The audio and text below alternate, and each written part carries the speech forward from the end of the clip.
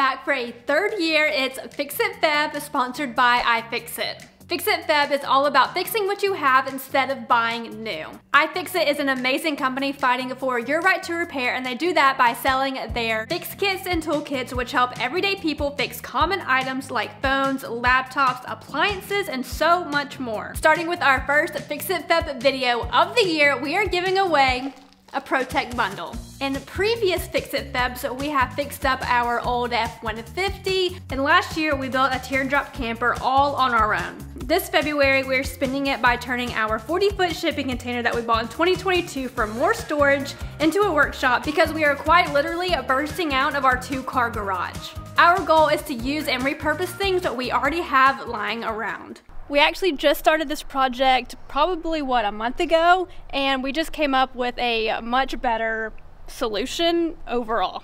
Like most projects we do, there's always like 40 iterations, and we've just sort of figured out, starting this one, that this was not the route we actually wanted to go. So let me show you what we started doing and now what we're going to be doing. Being in the South, it's very important that our container is well insulated so that we don't die in here of humidity and basically turn it into a sauna. So what our plan was to put this 2-inch rigid foam inside of here because spray foam was outrageous. However, after putting this in here, we were going to then frame out a wall, do wall paneling in here and stuff. We were going to end up losing about 7 or so inches of interior width, and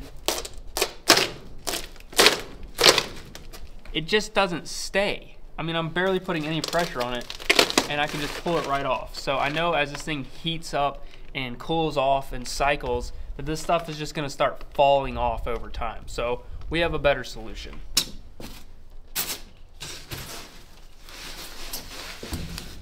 Also, if you're wondering, yes, we used the correct product for this, and it was very expensive, and it just peels right off of this. So can we return like the whole box we bought of that?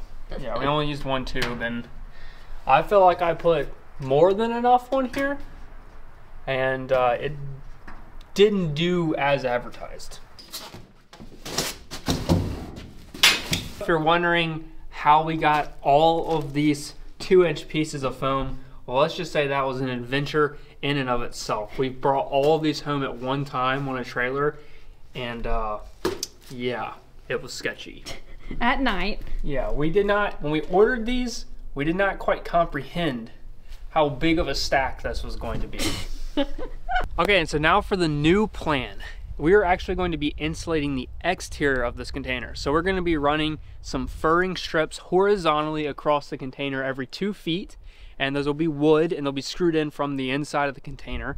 And then in between those furring strips are going to have some actual insulation, and then on top of all of that is going to have a rough cut board and batten siding that wraps around. So not only are we going to be probably better insulating this container, because now we're fully sealing up the highly conductive surface of metal on the outside, but we're also going to have a more continuous layer of insulation because it's going to go over the roof and eventually have a roof over this thing as well.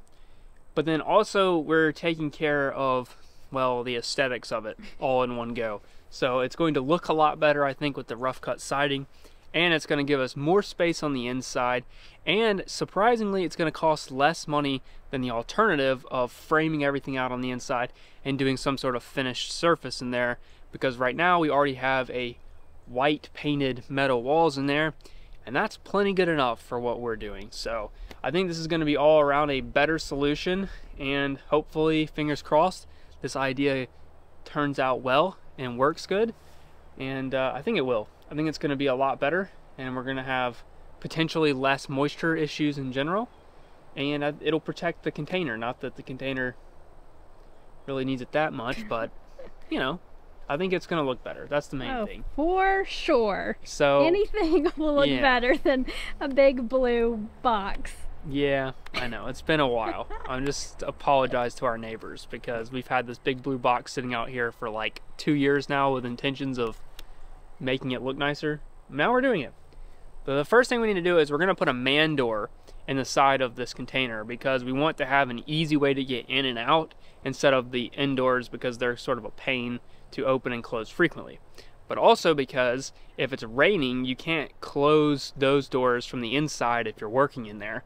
And also, someone could theoretically just lock you in there from the outside and you wouldn't be able to open them. So for a lot of reasons, this container needs a man door on the side. And how are we saving money on that? We're actually recycling our old front door that we had replaced, and we're gonna be putting it over here. So we just need to cut a hole. Just need to cut a hole in this perfectly watertight container.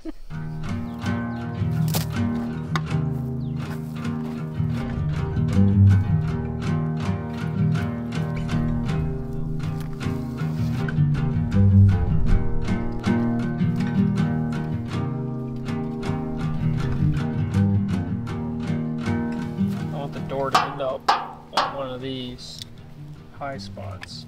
So the door is 51 inches, but we're gonna have two 2-inch boards framing, so we need 4 inches more. So that's 55 inches, but then we need to add probably an inch to that to be able to move the door and get it level and everything. So we'll come in.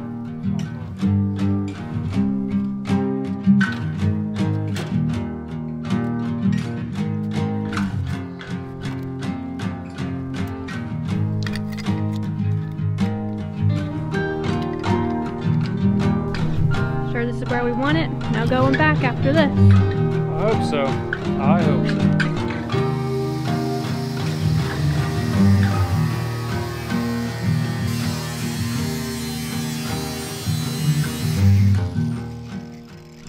That cut's like surprisingly easy. That's what I was just thinking. Will you go in there and make sure I'm not like slinging sparks on flammable things?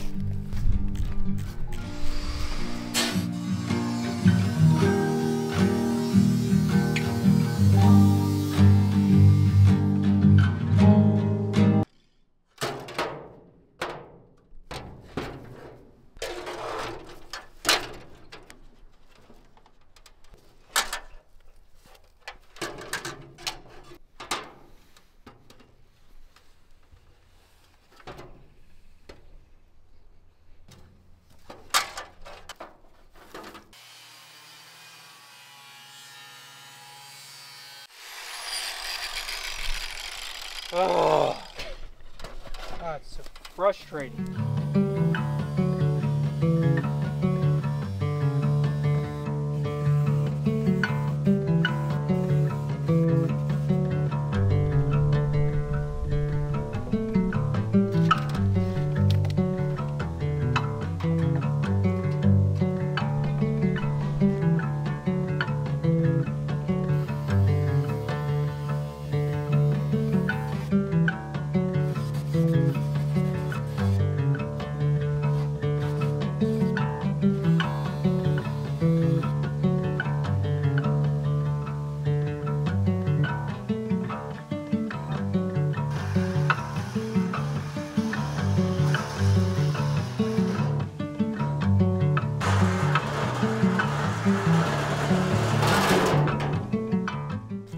Should be able to push it out.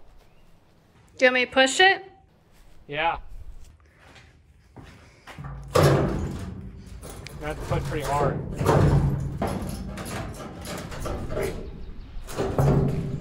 Huh? Give it a good pushing.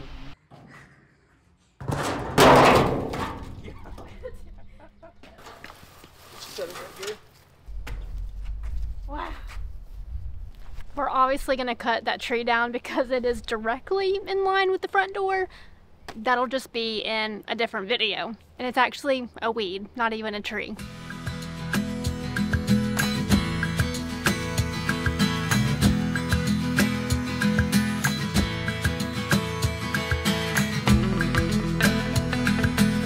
I'm tired, Grandpa.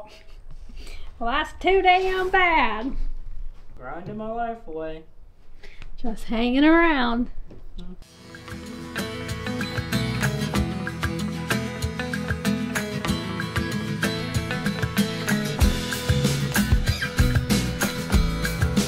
Why'd you have to go up? Because I decided that we're gonna put a piece of wood and a piece of metal trim instead of just a piece of metal trim between the door. in the container, so I need to add 2 extra inches.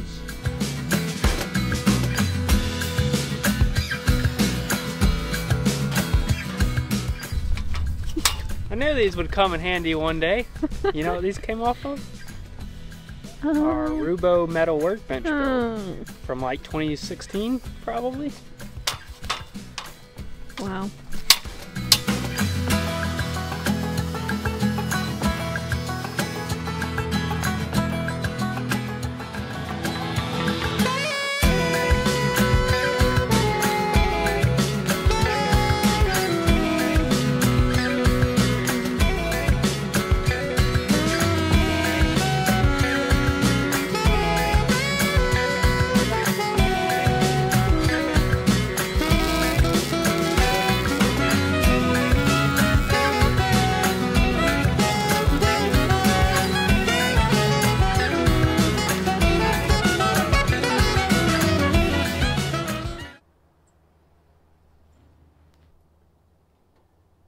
That's how far off the level that is.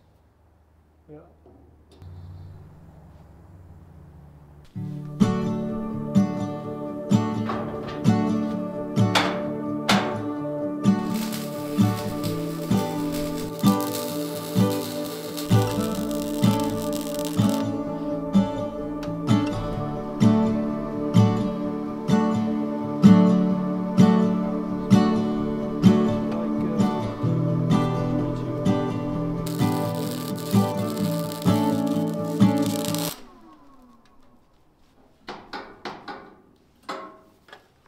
Just happened? Probably just tripped the breaker. What happened? Tripping breakers. Tripping breakers. Alright, it is not pretty. It is not straight. It's not square. It's not anything other than going to work for what we need it to do, which is all that really matters. So the whole goal of these metal pieces that we have on here is that it creates a spot that we can mount a 2x6 to for our rough frame opening for our door. And not only does it do that, but it also gives us an area that allows us to have a good place to apply a bead of sealant, caulk, all the way around. And that is going to be basically permanently affixed to the container, as well as that top piece I actually installed at a bit of an angle, and it also is a place that we can actually put some sealant. So theoretically that's what's going to actually waterproof the door in place and what's going to hold the actual framing.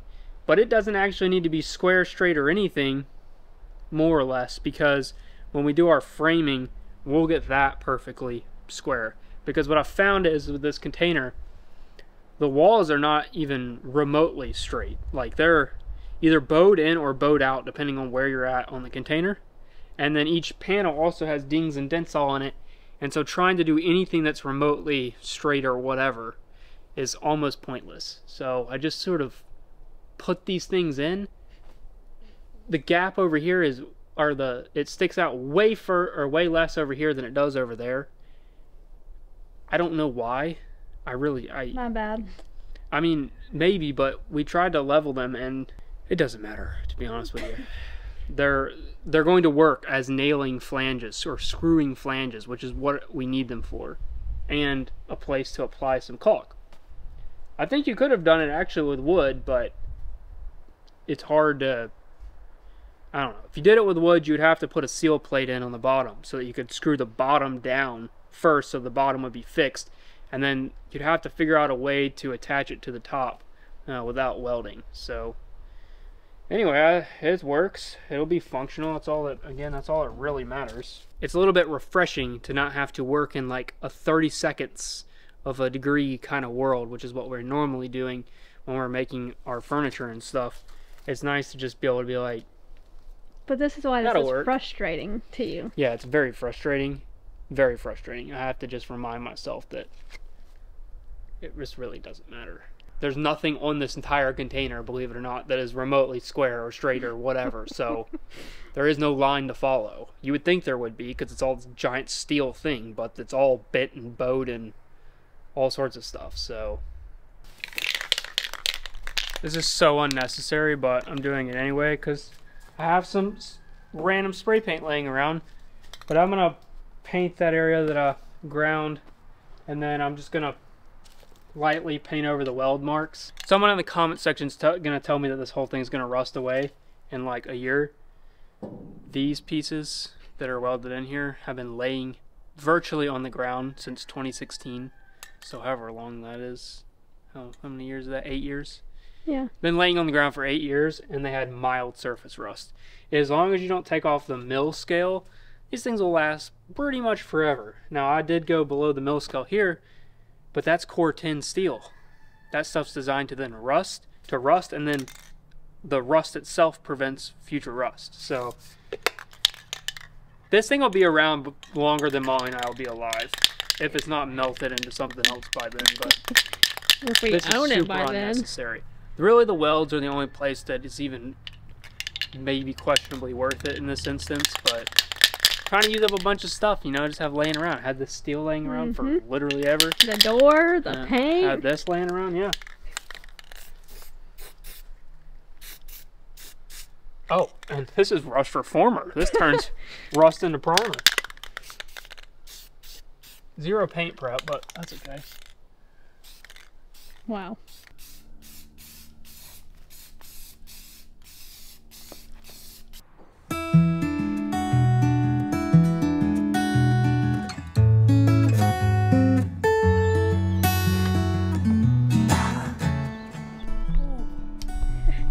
Look at your breath.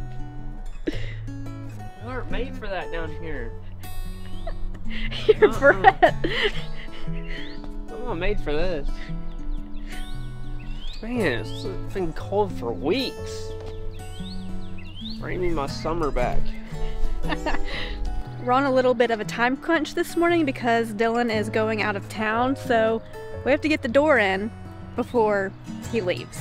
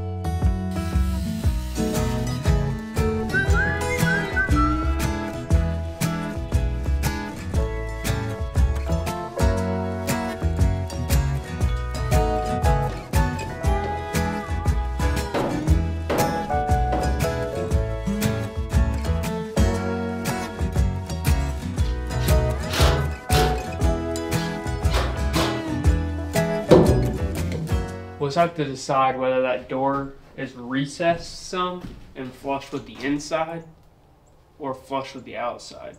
I have to make that decision. It's probably gonna have to be flush on the inside so that the majority of it gets on the floor, you know.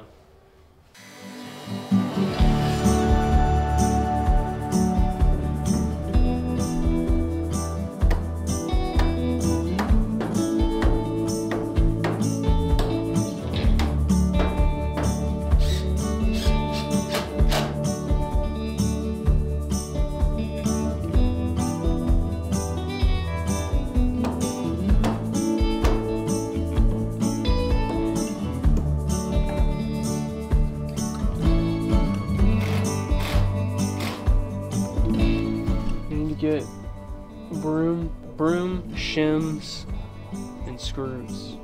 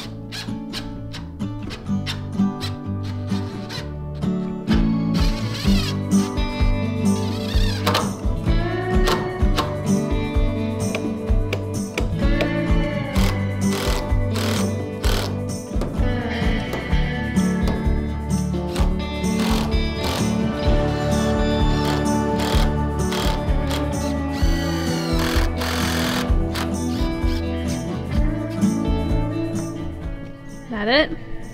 Again, not perfect at all, really. The reveal is not the same. I have a little bit of a tiny bit of sun coming through here. I think it's because this door sat outside for so long, not being installed, and it was just laying against the wall. I don't think this door is perfectly flat anymore, and so the casing is, I believe, pretty good, but this door seems to have a little bit of a warp right here. But for our purposes, it's gonna work just fine.